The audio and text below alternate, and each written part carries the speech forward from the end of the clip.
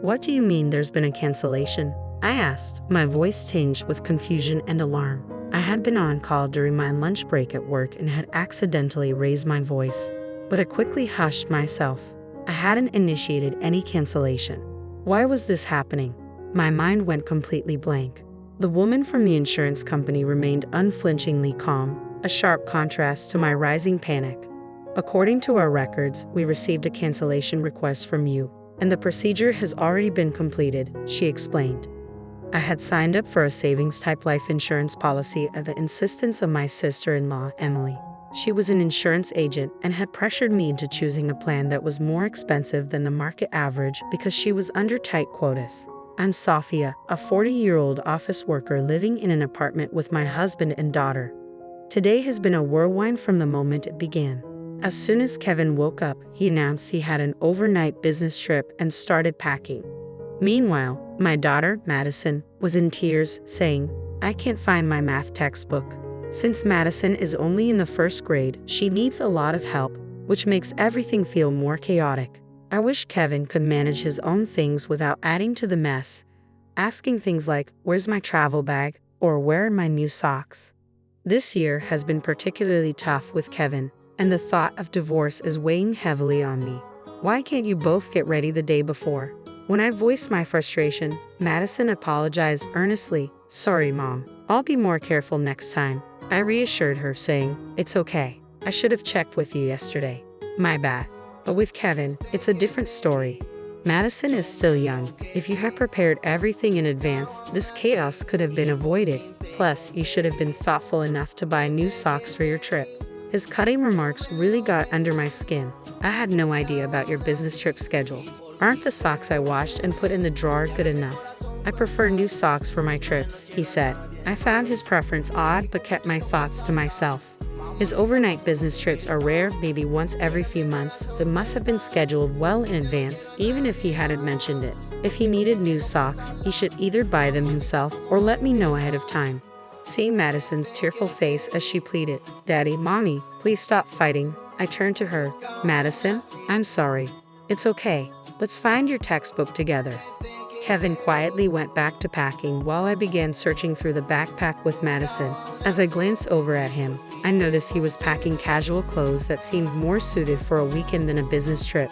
This raised a red flag for me. Could this be another affair? My suspicions were heightened, given his past. He had cheated twice before, the first time right before Madison was born.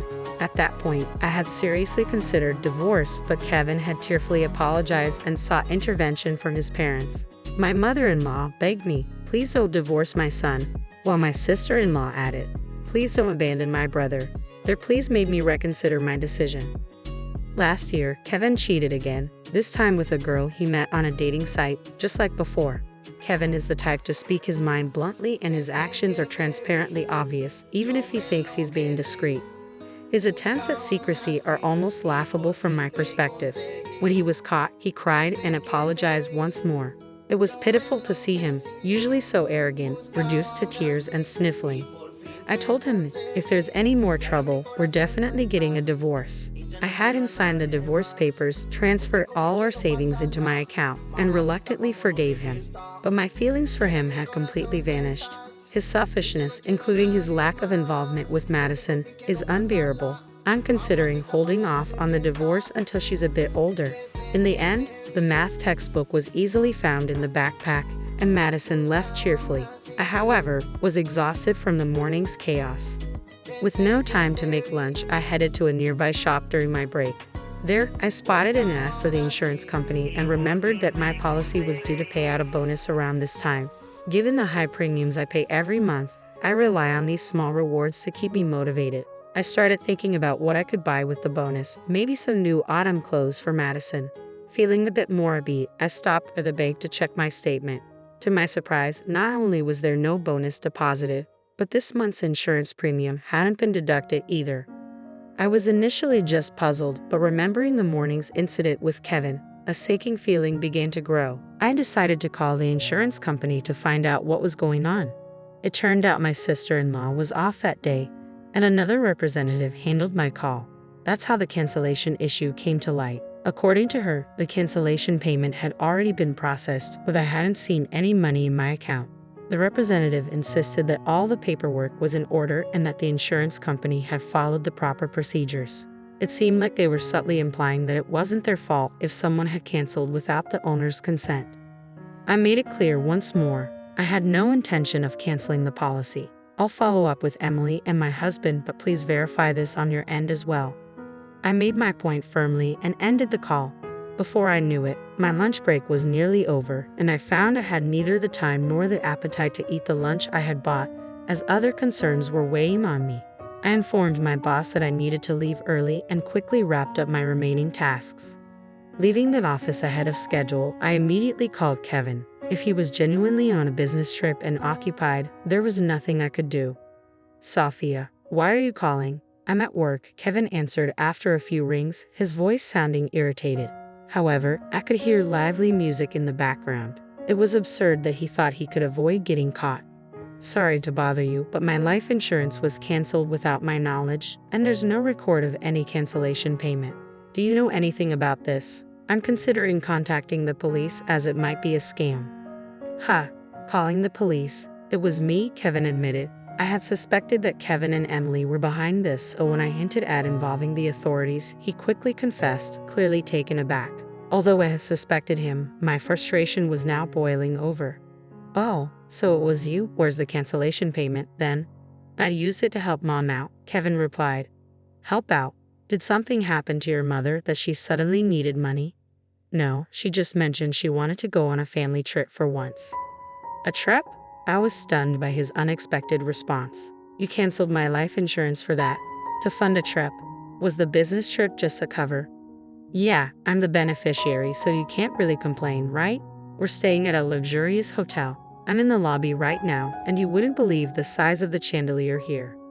Maybe he thought it was acceptable since he got caught, I thought as Kevin bragged excitedly. "What's with this attitude? I have plenty of complaints. Why cancel the insurance without telling me?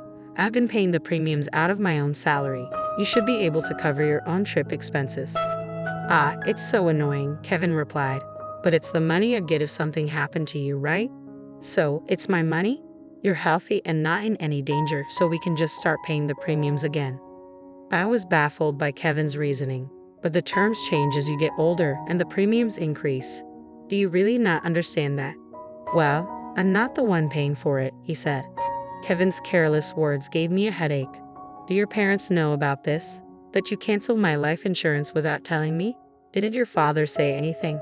And Emily is involved in this too, right? You and Emily forged my signature, didn't you?"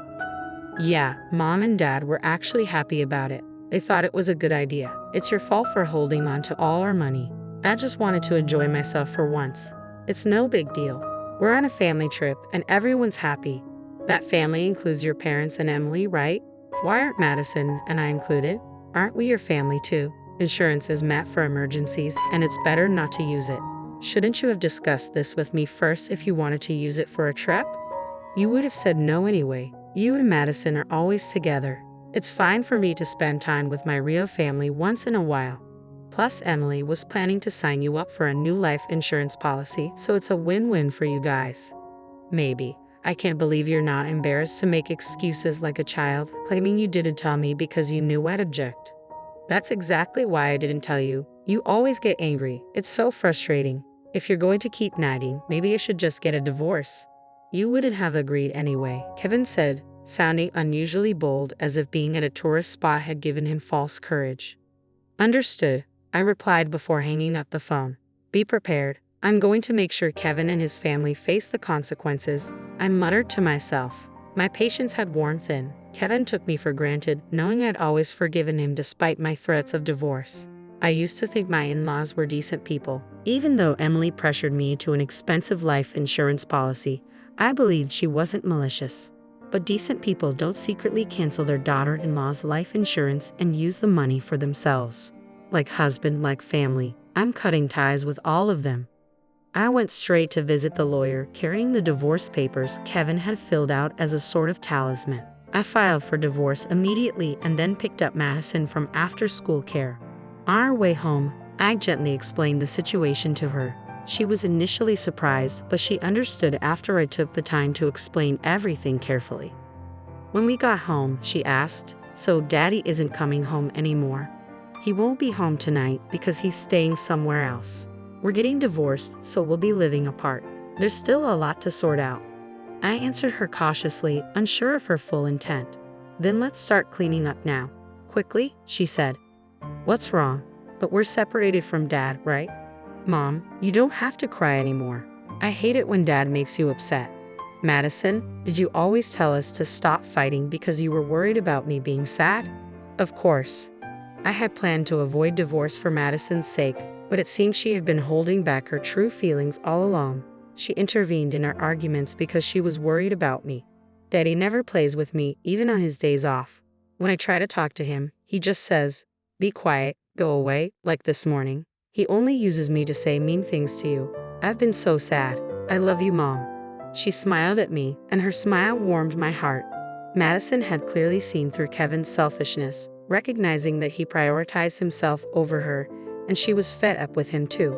Discovering Madison's true feelings in this way was heart-wrenching and brought tears to my eyes. "I understand. I'm sorry for putting you through such difficult times. Madison, from now on, it will be just the two of us. But I promise to take good care of you. I love you so much." Yay! Madison's joy filled me with determination. I vowed never to let her feel sad again. While Madison worked on her homework beside me, I busied myself with tasks like consulting a lawyer and researching real estate agents and moving companies. I then reached out to my parents. When I explained the situation, they responded, "Come back home right away. This way, Madison won't have to change schools." My father also offered to borrow a truck from a friend to help us move our things in the morning. I notified the landlord, the school, and the families in Madison's commuting group that we would be relocating to my parents' house and briefly explained the situation. I planned to handle the school's detailed paperwork later and called my workplace to request a day off for tomorrow. I wanted to complete most of the tasks before Kevin returned. The next day, my parents arrived, and we quickly moved our belongings to their home. By the time Kevin got back, everything was settled except for his things, which were still in the apartment. I left a note that read, "We are divorced. We are strangers now," and left the apartment. I imagined Kevin's shock at finding us gone and felt a wave of relief and satisfaction. The smooth preparation for this divorce was thanks to the research I'd done during Kevin's previous affair. I had warned him, "Next time there will be no discussion. We're getting divorced," and we had agreed that I would retain custody and all marital assets. With that in mind, Madison and I began our new life at my parents' home.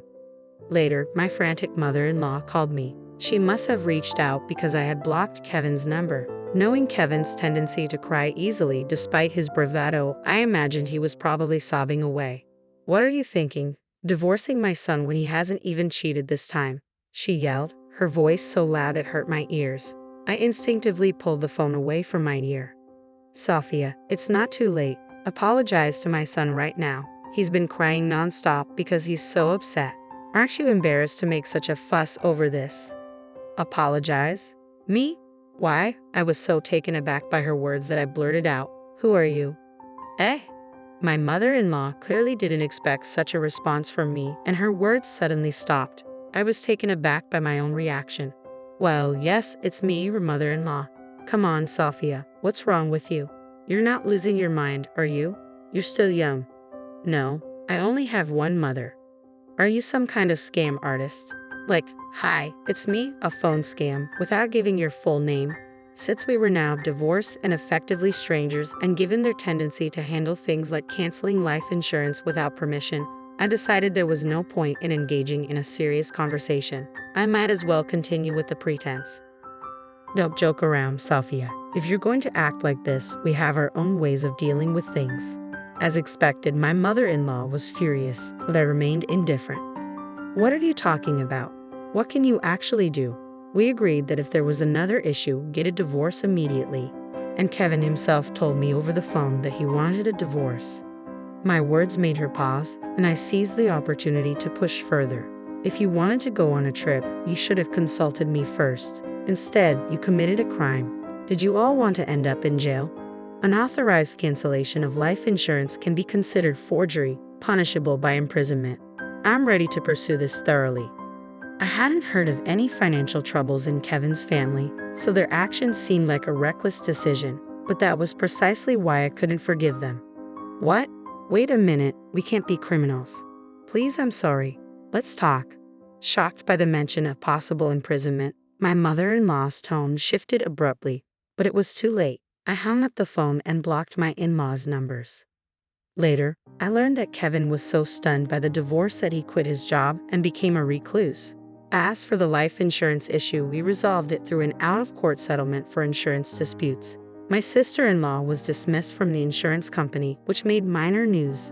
My in-laws became the subject of neighborhood gossip and faced criticism from relatives for their poor judgment and shameful actions, leading to their social isolation. With both Kevin and my sister-in-law out of work, they seem to be struggling financially. Meanwhile, Madison and I are enjoying a happy and free life at my parents' home. Despite the difficulties I caused my daughter, I am committed to raising her with all the love and care she deserves from